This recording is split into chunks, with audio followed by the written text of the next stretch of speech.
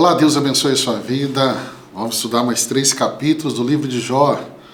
Que caminhada deliciosa que é ler esse livro, entender um pouco mais sobre ele. Vamos meditar aqui no capítulo 13. Capítulo 13, Jó continua dando a sua resposta. Então Jó continua aqui agora a desafiar a sabedoria de seus amigos.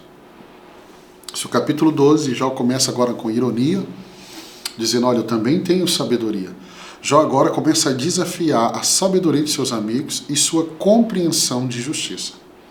Apesar de Jó estar debaixo do mesmo contexto teológico que os amigos, pensar a mesma coisa, agora diante do sofrimento e conhecendo a sua vida, ele percebe que existe um outro caminho, que aquilo que é o pensamento coletivo da época está errado. É uma pessoa hoje que está sofrendo, alguém aponta o dedo para ela e diz assim, você só está sofrendo porque você está em pecado. Mas a pessoa avalia a vida dela e ela não vê pecado. Então ela começa agora a perceber que tem um outro lado da moeda, que não foi apresentado. E aqui Jó, ele expressa a sua decisão de apresentar o seu caso diretamente a Deus, confiante de que tem o direito de falar com Deus e argumentar sua posição. Jó, ele vai criticar aqui no capítulo 13, duramente seus amigos, por defenderem falsamente Deus com argumentos enganosos, chamando-os de médicos de nada.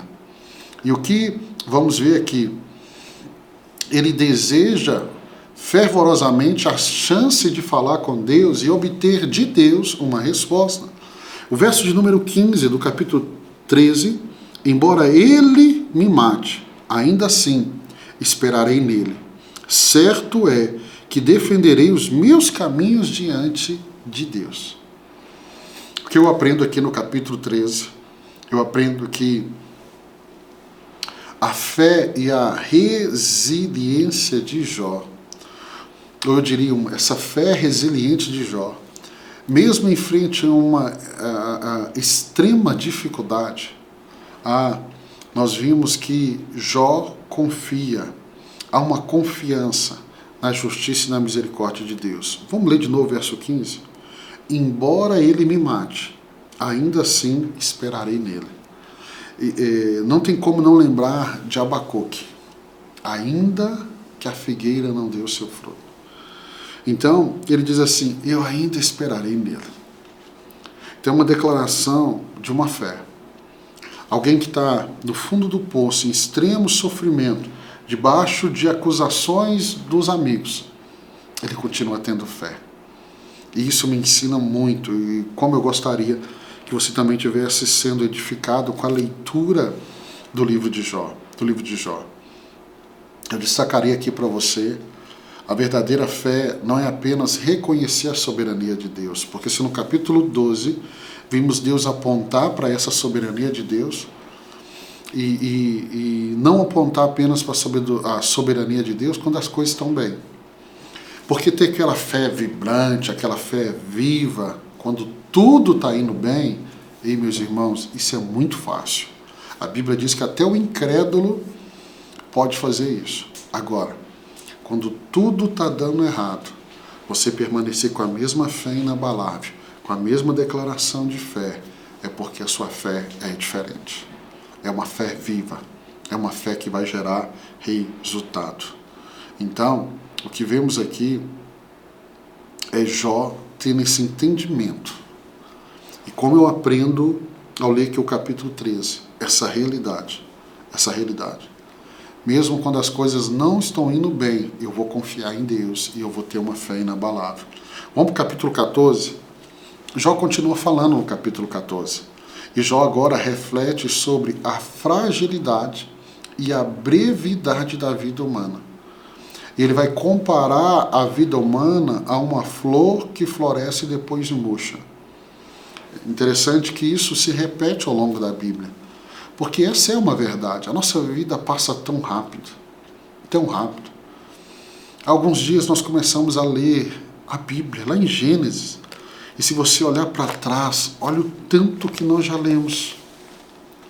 Quantas coisas nós já lemos, aprendemos aqui, Já estamos chegando no meio do ano. Já estamos chegando no 6º mês do ano.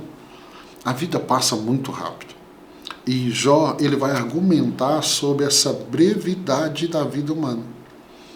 Ele vai questionar se o homem, uma vez morto, pode viver novamente e expressar a esperança tênue de renovação após a morte. Ele toca num tema que eu preciso te ensinar, e por mais que a gente vai ler lá no livro de Hebreus, na carta aos Hebreus, a Bíblia é muito clara. Não existe reencarnação, não existe essa possibilidade. A Bíblia fala que ao homem compete morrer uma só vez, vindo depois disso o juízo. Então a oportunidade que eu e você temos é essa vida. É essa vida.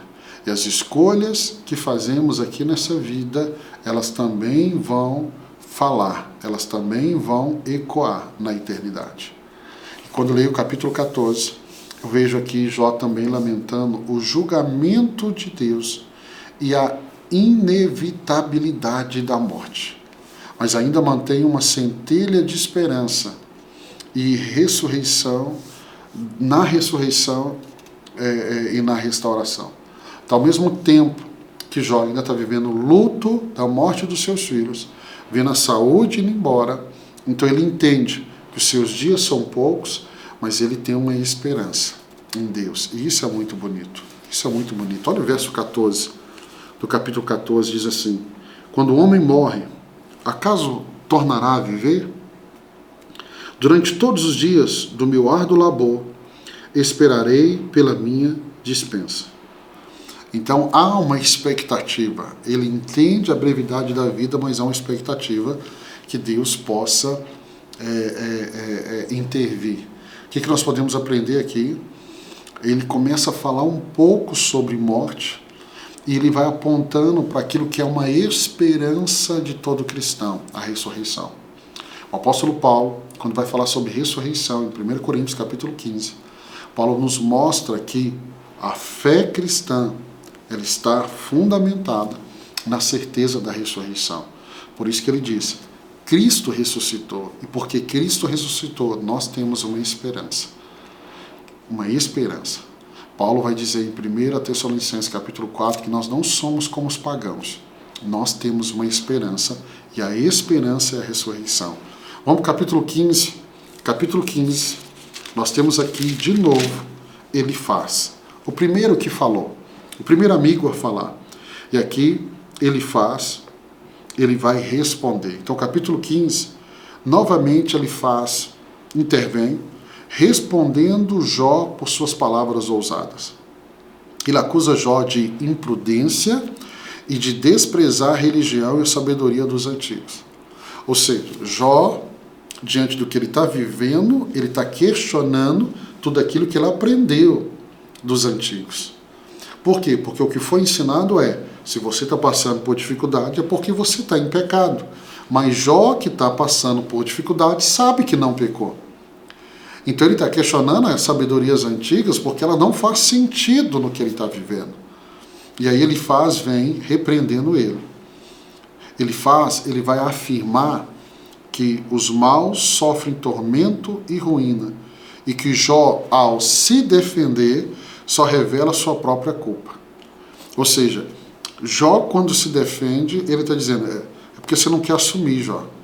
Porque você é mau e você não quer assumir, você é pecador, é isso. Em outras palavras, que Elifaz está fazendo aqui. E aí ele vai descrever, Elifaz, a consequência do mal, e insiste que Jó está sofrendo porque deve ser secretamente o ímpio. Ele reitera que o destino dos ímpios é sempre desastroso. Em outras palavras, por que você está sofrendo, Jó? Porque você é ímpio. Olha o verso 11 do capítulo 15. Verso 11 diz assim: não bastam para você as consolações divinas e as nossas palavras amáveis. Será que as palavras deles, pelo que você já leu, eram tão amáveis assim? Então, para terminar aqui, deixa eu comentar com você o capítulo 15, o que eu aprendo aqui, entendeu? Muitas vezes, meus irmãos, é difícil discutir com amigos que vêm para falar conosco, mas muitas vezes falham em fornecer consolo em verdadeiros tempos de necessidades. Às vezes não vale a pena questionar, principalmente quando um amigo, eu não estou dizendo que ele não é amigo, é um amigo bem intencionado, mas a única coisa que ele tem de bom é só a intenção. Ele está fundamentado, seus argumentos, a sua fala está fundamentado numa base errada. E isso, às vezes, é difícil de lidar, porque as pessoas mais próximas, que nós mais confiamos, é delas que nós esperamos um consolo. Então, eu destacarei aqui a importância de oferecer verdadeira empatia e apoio bíblico. E não ficar, irmãos, com julgamentos ou suposições sobre a relação de alguém com Deus.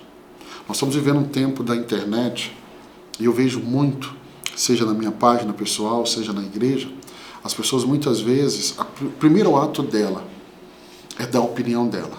Ela não entendeu o que foi escrito, nem leu o que foi escrito, não viu o vídeo direito, e nós temos que aprender para não trazer isso para a nossa vida, porque muitas vezes o que nós precisamos é de empatia com aquele que está sofrendo. Eu volto a dizer, seja como o bom samaritano, estenda as mãos, ajude. Depois nós vamos saber o porquê. Nós precisamos muitas vezes de mais empatia. O que nós estamos perdendo nos dias atuais é empatia. Nós estamos perdendo isso. E muitas vezes o que a pessoa precisa é de uma ajuda, não de um dedo apontado para ela. E a história de Jó nos mostra isso. Que Deus abençoe sua vida, espero que você esteja aprendendo. Amanhã nós vamos para mais 3 capítulos, se Deus assim nos permitir. Deus te abençoe.